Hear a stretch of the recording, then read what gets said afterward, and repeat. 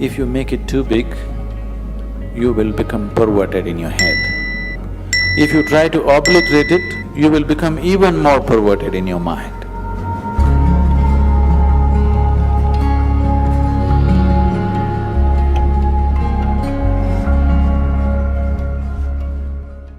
A 92-year-old man went to his doctor for a full medical checkup.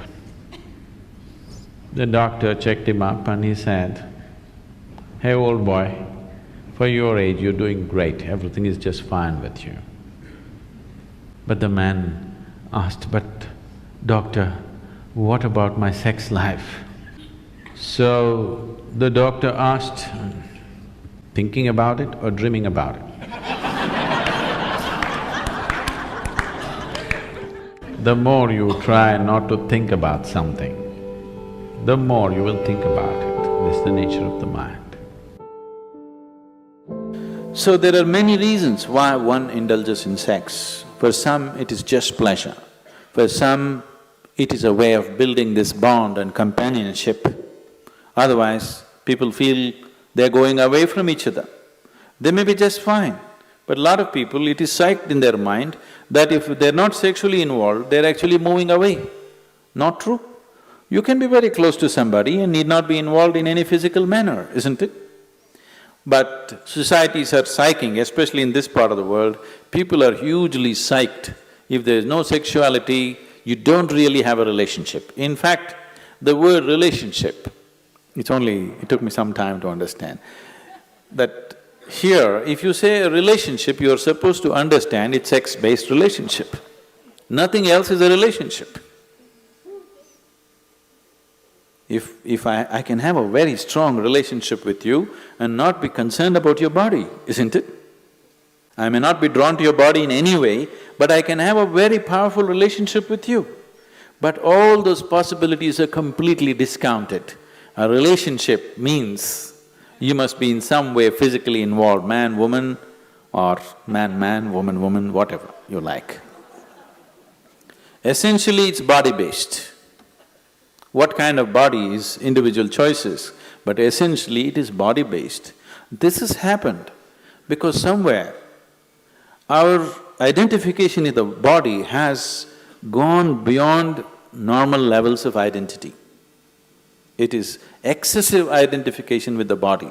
That is why body-based relationships have become the crux of the society. One who is too identified with your physical body naturally is sex-driven, because that is the highest thing that he knows. There are ways we can make you find something which is far bigger than this. Once you taste something better, I don't have to tell you, give this up or give that up, it'll anyway fall off, isn't it? There are ways to do certain sadhana which is more intense than sexuality, which is more ecstatic than sexuality. On one level, if you look at it, all dimensions of yoga, one way or the other, are ultimately trying to activate the pineal. Because once it begins its secretion, everything about you becomes sweet and beautiful. It creates a whole inner pleasure, which makes all the outer pleasures look like kindergarten stuff. That's the reason yogis are just sitting with eyes closed, not because they're against pleasure, they're against small pleasures, that's all. So the Shambhavi, one thing that's happening is, it stimulates the pineal secretion in a big way, which leaves you drenched in a certain level of sweetness throughout the day. It just leaves you in a certain state of ecstasy and blissfulness because the pineal gland is active. This is one aspect of your physiology which is very close to your consciousness. The rest of the physiology is about survival, but pineal gland is one aspect of your physiology which is very, very close to transcending the physical.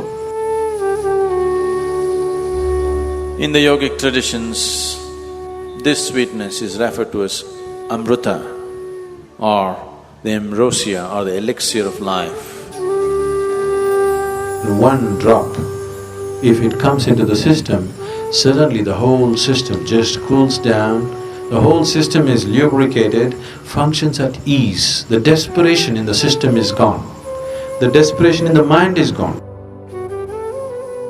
So, ambrosia means you found your own pleasure. If you're extremely joyful within yourself, you found the amrita within yourself. You're an extreme state of pleasantness. Now, being with people, not anymore about squeezing pleasure out of them. Being with people is just being with them. Only now you're truly capable of love. Otherwise, it is just a open sesame trick. I love you means, whether they believe you or not, for that moment they make themselves believe you. Because they are also in need of something, you're also in need of something. Isn't it? It's like Alibaba under 40. Open sesame means it opens. This is just like I love you means many things open up. Now, by doing this, I'm not saying it's right or wrong, that's the way people conduct their life, there's nothing to it. But by doing this, the true possibility of knowing an intense sense of love within you is lost. You're here constantly looking, what can I get out of this person, what can I get out of that person? This is a con job. It's called a love affair but it's a con job. But if you are extremely ecstatic by yourself, when you're being with people, it's about sharing your ecstasy. It is about, if they are not touched by it, somehow to touch them with it, rather than seeing what you can squeeze out of them. The whole fundamentals of your life will change.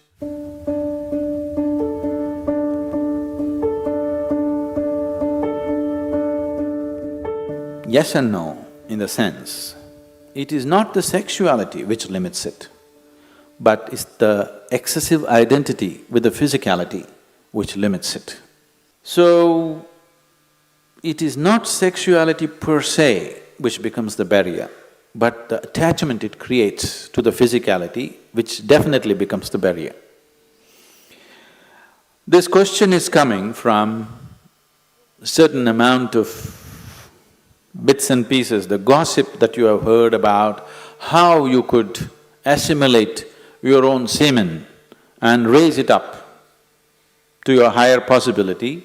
Yes, it is true. At the same time, it is not because of abstinence that one does it, it is because of internalizing your energies that you do it. It is not simply that somebody is abstaining from sex and suddenly his energies are all organized and it's going up. It's not true. If your energies get organized and begin to move up, the need for sexuality may evaporate for you, but it doesn't leave you incapable. It doesn't leave you impotent, but the need is gone. It is just no more a compulsive thing. And it is not just this one thing, all compulsiveness is lost. Essentially, most of the sexuality that's happening on the planet is happening because of a certain compulsiveness, isn't it? It's a compulsive drive. When you become conscious, when all compulsiveness disappears, this also disappears. It is just that because people are so body-oriented, they're always thinking spirituality versus sexuality. They are not connected. They are not connected. One is of the body, another is of a different dimension. It is simply because people are because religions of the world, moral schools and the ethical schools have been always speaking against it, it has become such a big issue in people's minds. They think the only way to know something beyond is, you must be away from this. Because somewhere you're not able to accept the simple biology of a human being, which is the tragedy, that you cannot accept the simple biology. You either have to celebrate it or you have to push it down the drain. both are not needed. You can look at it for the limitation that it is and for the possibility that it is. So, if because of the impurity of sex, your spirituality is going to get disturbed, I want you to know that your very birth is impure. When you come from such an impure birth, where is the possibility for you? There is no possibility for you. Only if you fell from somewhere else, if the stone dropped you, there is some possibility of you becoming spiritual. If your mother had a normal birth, you have no possibility.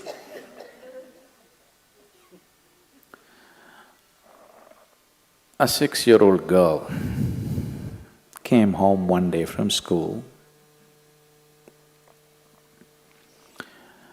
and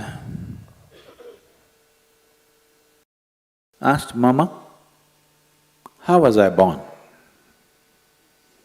The mother was embarrassed. She said, "A stone dropped you." She said, "Okay." She noted down, "Mama, how were you born?" "A stone dropped me too." "Mama, how was grandmama born?" "A stone dropped her too." Then the girl became serious and she went down and sat down and started writing something in her homework. Then the mother was feeling uncomfortable, she finished her cooking and then the girl had finished her homework and left the book there, she went and read. So the essay was about the family tree. So the girl had written, "For 3 generations in my family, nobody had a natural birth."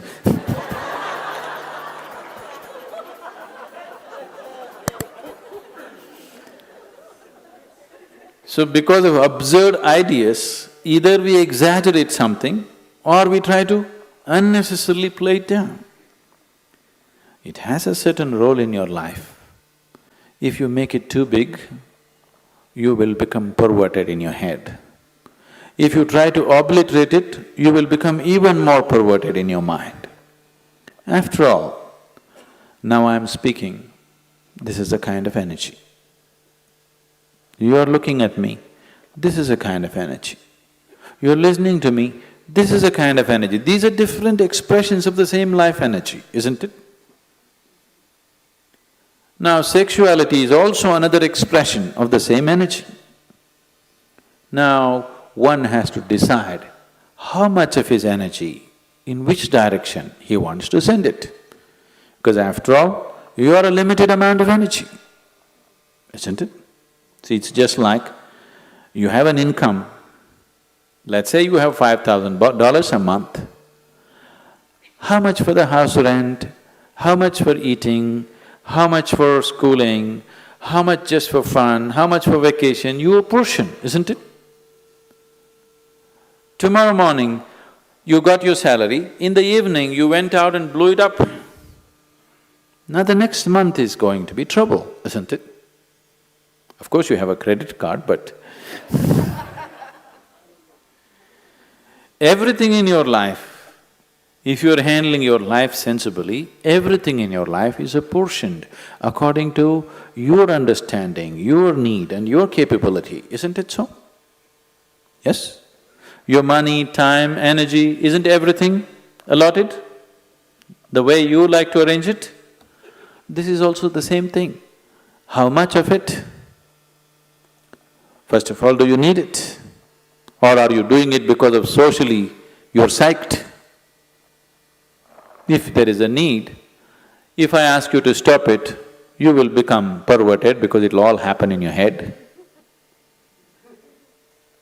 If somebody is telling you, you have to do it, if you don't do it, you're not normal, another kind of perversion will come. Both are not needed. After all, you are not going after a man or woman, you are going after a certain level of pleasantness. So once you experience a certain level of pleasantness, wouldn't you like to dig deeper into this? Because whatever pleasantness happened, maybe you used the other person, but the pleasantness happened within you, right? So suppose anyway the pleasantness is happening within you, the other person is just a key to open this, wouldn't you like to have the key in your own hands? Yes? That if you sit like this, you are on full scale. You don't need anybody. No, see, anything in your life, either for pleasure, money, love, this, that, it doesn't matter what, for whatever, the moment you become dependent on another person, nobody on this planet is truly reliable, isn't it? I keep hearing these complaints all over. Some people, generally women, keep complaining their husbands are excessively physical. Some woman constantly complaining, he doesn't lay a finger upon me. Whatever happens, it's a problem, because it'll never happen exactly the way you want it. As long as another person is involved, nothing will ever happen 100% the way you want it, isn't it so? Yes or no? It never will. It doesn't matter if you get married to your god, it still won't happen. As long as your way of being, your sense of pleasure and joy is dependent on another person, you will always have a complaint. Doesn't matter how wonderful the other person is. So in this context, people might have talked about celibacy because they said, take some time off. Because to extract pleasure out of somebody, you have to play any number of tricks. It doesn't happen simply. This is called as courting.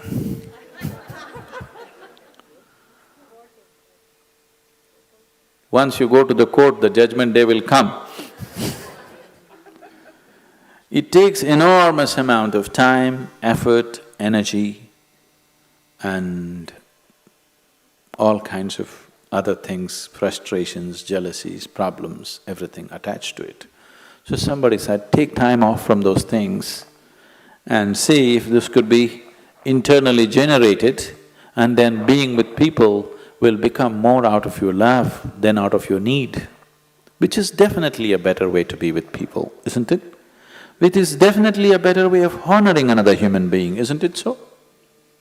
Give this a little more attention. Instead of paying attention to that one and that one and that one, give this one a little more attention. It will produce much more pleasure than any other one can produce for you.